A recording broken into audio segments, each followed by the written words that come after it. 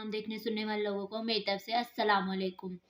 पिछली वीडियो में मैंने आपको फिज़िक्स का इंट्रोडक्शन दिया, उसके साथ फिज़िकल क्वांटिटीज़ और बेस क्वांटिटीज़ और ड्राइव क्वांटिटीज़ के बारे में बताया।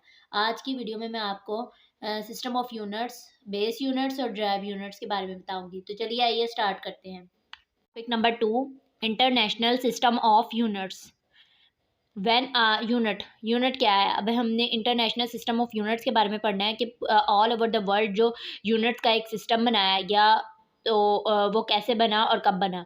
तो पहले हमें पता होना चाहिए कि यूनिट क्या है। When a quantity is expressed in its standard form, that standard is called as unit. जब किसी क्वांटिटी को उसकी स्टैंडर्ड फॉर्म में एक्सप्रेस किया जाए, स्टैंडर्ड फॉर्म वो होती है जो all over the world use की जाए, उसमें कोई चेंजिंग ना हो, तो उस स्टैंडर्ड को, वो जो स्टैंडर्ड बना लिया जाता है एक बार, उसे बोलते हैं यूनिट। अब ऐसा यूनिट्स क्या है, इंटरनेशनल सिस्टम ऑफ यूनिट्स क्या है? The 11th general conference on weight and measures held in Paris in 1960 adopted a worldwide system of measurements called International System of Units. The International System of Units referred as SI. And जो है general conference हुई थी wait और measures, ये conference का नाम था, और 11 थी। पहले 10 कॉन्फ्रेंस हो चुकी थी इसी यूनिट के ऊपर, यूनिट सिस्टम ऑफ यूनिट निकालने के लिए। लेकिन जब 11th कॉन्फ्रेंस हुई तो उसके अंदर कब हुई थी? पेरिस में हुई थी और 1960 में हुई थी। तो उन्होंने क्या किया, एक वर्ल्ड वाइड तमाम दुनिया के लिए जो है एक सिस्टम बनाया मेजरमेंट्स पर, called international system of units, जिसे हमने क्या कहा, इंटरनेशनल सिस्टम ऑफ यूनिट्स है। यानी कि ऑल ओवर द वर्ल्ड ये सिस्टम जो है यूज़ किया जाएगा यूनिट्स बनाने के लिए, ये यूनिट्स को यूनिट्स बताने के लिए। The international system of units referred as SI। तो इंटरनेशनल सिस्टम ऑफ यूनिट्स को SI क्यों बोलते हैं? सिस्टम इंटरनेशनल, या इंटरनेशनल सिस्टम या सिस्टम इंटरनेशनल, तो SI इसका मुखफ़्फ़ है। अब जो यूनिट्स हैं वो दो टाइप्स के हैं, एसआई यूनिट्स दो टाइप्स के हैं। कौन कौन से? बेस यूनिट्स और डिराइव्ड यूनिट्स। तो पहले हम बात करेंगे बेस यूनिट्स के बारे में और फिर डिराइव्ड यूनिट्स के बारे में।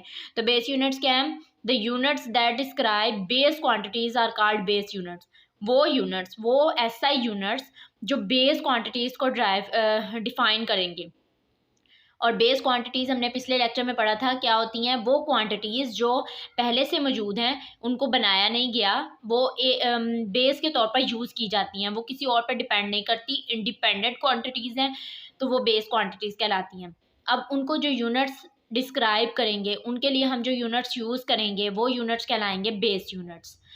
फिर डिराइव यूनिट्स, इसी तरह वो यूनिट्स जो डिराइव क्वांटिटीज़ को बताते हैं हम डिराइव यूनिट्स। डिराइव का मतलब ही है निकला हुआ। अब डिराइव क्वांटिटीज़ क्या आती हैं? वो क्वांटिटीज़ जो बेस क्वांटिटीज़ पे डिपेंड करती हैं, डिपेंडेंट क्वांटिटीज़ है, तो वो क्वांटिटीज़ कहलाती हैं डिराइव क्वांटिटीज़। और उन जो यूनिट्स डिराइव क्वांटिटीज़ को बताएंगे, जो हम डिराइव क्वांटिटीज़ के लिए यूनिट्स को यूज़ करेंगे, वो वाले यूनिट्स क्या कहलाएंगे? Derived unit. डिराइव्ड यूनिट्स के बारे में आपने ये याद रखनी है। They are obtained by multiplying and dividing one or more base units. ये बनते कैसे हैं? क्योंकि हमने पहले ही कहा ये बेस से बने हुए हैं।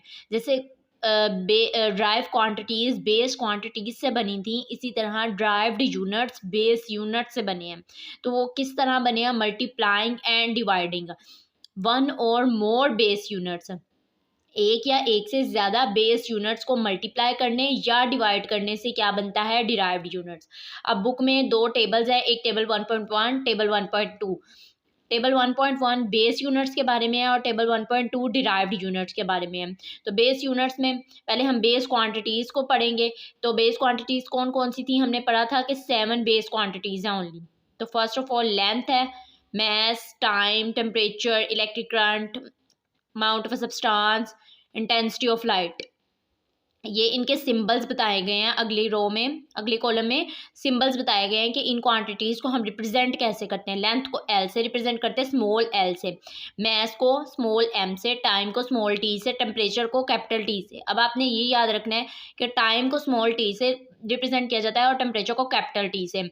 अगर किसी न्यूमेरिकल में इस तरह ये सिंबल दिया हो तो आपको याद होना चाहिए कि कौन सा सिंबल किस क्वांटिटी को रिप्रेजेंट कर रहा है। अब इलेक्ट्रिक करंट शो किया जाता है आई से, amount of a substance show किया जाता है स्मॉल एन से, और इंटेंसिटी ऑफ लाइट को शो किया जा सकता है कैपिटल एल से। यहाँ पे स्मॉल एल था, यहाँ पे कैपिटल एल है। अब अगले कॉलम में इनके यूनिट्स बताए गए हैं, बेस यूनिट्स। तो लेंथ का जो यूनिट है वो मीटर है और उसका सिंबल क्या है, स्मॉल एम। मैस का यूनिट किलोग्राम है, केजी। टाइम का यूनिट सेकंड है, स्मॉल एस। टेम्परेचर का यूनिट केल्विन है, के। इलेक्ट्रिक करंट का यूनिट एम्पेयर है, ए कैपिटल में। अमाउंट ऑफ सब्सटेंस मोल से शो किया जाता है, मोल यूनिट है इसका, और मोल का जो सिंबल है वो MOL है। इंटेंसिटी ऑफ लाइट एल जो है वो कैंडेला और CD। तो ये as an MCQs very important है, तो इसमें से काफ़ी सारे MCQs आ जाते होते हैं, तो आपने इसे इजीली याद हो जाएगा, लेकिन आपने इसे अच्छी तरह से याद कर लेना है।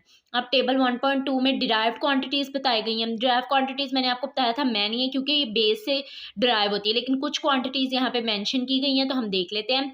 पहले क्या, स्पीड यानी वेलोसिटी। तो वेलोसिटी को हम शो करते हैं स्मॉल v से, एक्सेलरेशन स्मॉल a से, वॉल्यूम कैपिटल V से। अब यहाँ पे ये डिफरेंस रखना है कि वॉल्यूम जो है वो कैपिटल V से है और स्पीड जो है वो स्मॉल v से है।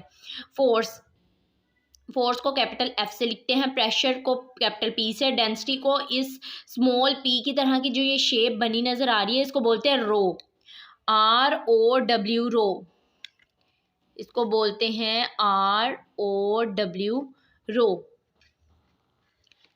और चार्ज Q से शो किया जाता है, और आगे इसके यूनिट्स दिए गए हैं। मैंने इनको वर्डिंग में जिस तरह ऊपर लिखा है उस तरह नहीं लिखा, सिर्फ सिंबल शो कर दिए, तो आप बुक से एक बार इसको देख लीजिएगा। स्पीड का जो यूनिट है डिराइव्ड यूनिट वो मीटर पर सेकंड है। तो मीटर पर सेकंड कैसे बना ये देखिए, हमने पढ़ा हुआ है फॉर्मूला S=VT। तो V उस तरफ चला जाए और S/T। तो S का यूनिट डिस्टेंस है, तो डिस्टेंस किस में मैयर होगा, लेंथ में, और लेंथ का यूनिट क्या है, मीटर। तो ऊपर क्या आ जाएगा, मीटर, और नीचे क्या है, टाइम का यूनिट क्या था, सेकंड। तो metre per second.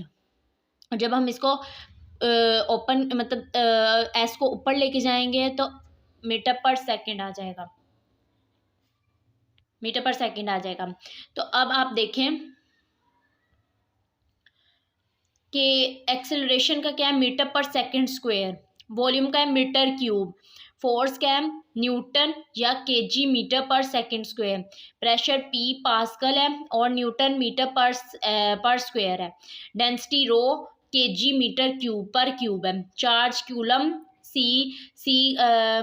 Q charge का जो है वो सिंबल है, और इसका यूनिट क्या है, कूलम या फिर अम्पेयर सेकंड। ये जो ब्रैकेट में लिखा है इसको एम्पेयर सेकंड बोलते हैं। तो आपने देखा ये सारे यूनिट्स आपने इसी तरह डिराइव करके देखने हैं कि किस बेस क्वांटिटी से यूनिट निकलता है। तो ये सारे जो यूनिट्स हैं ये बेस यूनिट से डिराइव हुए हैं। ऊपर अब मैंने आपको बेस यूनिट्स बताए, अब मैंने आपको डिराइव यूनिट बताए। अगर आप इनको डिराइव करेंगे ना तो आपको पता चल जाएगा कि ये बेस यूनिट से ही डिराइव किए गए हैं। तो आपने एक दफ़ा प्रैक्टिस ज़रूर करनी है, देखना ज़रूर है कि किस तरह बने हैं।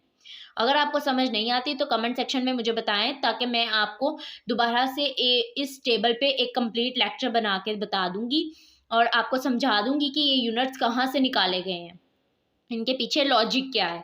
लेकिन फर्स्ट ऑफ ऑल आपने एक दफ़ा खुद से प्रैक्टिस ज़रूर करनी है। आगे आ जाता है क्विक क्विज। इसमें कुछ शॉर्ट क्वेश्चंस होते हैं, ये भी आपने देख लेने हैं। तो पहला क्वेश्चन है difference between base and derived quantities. तो बेस और डिराइव क्वांटिटीज़ का डिफरेंस बताना है। अब मैंने पीछे आपको बेस और डिराइव क्वांटिटीज़ दोनों पढ़ाई थी, एक दफ़ा फिर हम इसका डिफरेंस देख लेते हैं। बेस क्वांटिटीज़ कौन कौन सी क्वांटिटीज़ हैं, वो क्वांटिटीज़ जो डिपेंडेंट नहीं है, इनडिपेंडेंट है, किसी की टर्म में डिफाइन नहीं होती, खुद से डिफाइंड हैं, तो वो क्वांटिटीज़ क्या कहलाती हैं, बेस। डिराइव्ड वो हैं जो बेस की टर्म्स में डिफाइन होती हैं, यानी कि डिपेंड करती हैं बेस क्वांटिटीज़ पर, वो क्वांटिटीज़ क्या हैं, डिराइव्ड। लेंथ मैथ इसका एग्जाम्पल है और वेलोसिटी फोर्स इसकी एग्जाम्पल है। अब हमने आइडेंटिफाई करना है बेस क्वांटिटी, इन चार में से बेस क्वांटिटी कौन सी है। स्पीड, अभी हमने पढ़ा कि स्पीड जो है वो डिराइव्ड है, क्योंकि हमने इसको डिराइव वाले टेबल में अभी कुछ देर पहले पढ़ा। फोर्स भी हमने डिराइव वाले टेबल में पढ़ी। बाकी बचा एरिया और डिस्टेंस। अब एरिया का यूनिट होता है मीटर स्क्वायर और डिस्टेंस का यूनिट होता है मीटर। आप देखें जो मीटर है वो किसको शो कर रहा है, यानी कि लेंथ को। लेंथ का यूनिट भी मीटर होता है, तो डिस्टेंस भी एक लेंथ ही है। तो लेंथ का यूनिट मीटर है, डिस्टेंस का यूनिट मीटर है, यानी कि डिस्टेंस एक बेस क्वांटिटी है। एरिया का यूनिट होता है मीटर स्क्वायर, यानी कि मीटर और मीटर मल्टीप्लाई हुए तो मीटर स्क्वायर बना। जब हमने पढ़ा था पिछले पेज पे हमने ये पढ़ा कि जो डिराइव्ड यूनिट्स हैं वो बेस यूनिट्स को मल्टीप्लाई करने या डिवाइड करने से वजूद में आते हैं। तो मीटर स्क्वायर कैसे बन रहा है, मीटर और मीटर मल्टीप्लाई किए जा रहे हैं, मीटर और मीटर को मल्टीप्लाई करने से एरिया बनता है। तो ये भी क्या है, एक डिराइव्ड यूनिट, ये भी डिराइव्ड क्वांटिटी है, ये भी डिराइव्ड क्वांटिटी है, ये भी डिराइव्ड क्वांटिटी है। तो बेस क्वांटिटी कौन है, डिस्टेंस। अब हमें आगे एक क्वेश्चन है, ये आप लोगों ने खुद सॉल्व करने की कोशिश करनी है। Identify as base and derived. ये कुछ क्वांटिटीज हमें दी गई हैं, इनमें से हमने बताना है कि बेस कौन सी है और डिराइव्ड कौन सी है। चलिए एक दफ़ा देख लेते हैं। डेंसिटी, आपको याद होगा कि डेंसिटी को हमने पढ़ा था डिराइव में, तो ये एक डिराइव क्वांटिटी है। फोर्स को हमने पढ़ा था डिराइव में, तो डिराइव क्वांटिटी है। मैस को हमने पढ़ा था बेस में, तो बेस क्वांटिटी है। स्पीड को भी हमने डिराइव में पढ़ा था। टाइम को हमने बेस में पढ़ा था। लेंथ को हमने बेस में पढ़ा था। टेम्परेचर भी एक बेस क्वांटिटी है। वॉल्यूम डिराइव क्वांटिटी है। तो अब आपने इस तरह इनको सेपरेट करके लिख लेना है। तो उम्मीद करती हूँ कि आपको आज का लेक्चर समझ आ गया होगा। अगर आपको किसी भी पॉइंट की समझ नहीं आई तो आप मुझे कमेंट सेक्शन में ज़रूर बताएं। नेक्स्ट वीडियो में आपसे होगी मुलाकात। अल्लाह हाफिज़।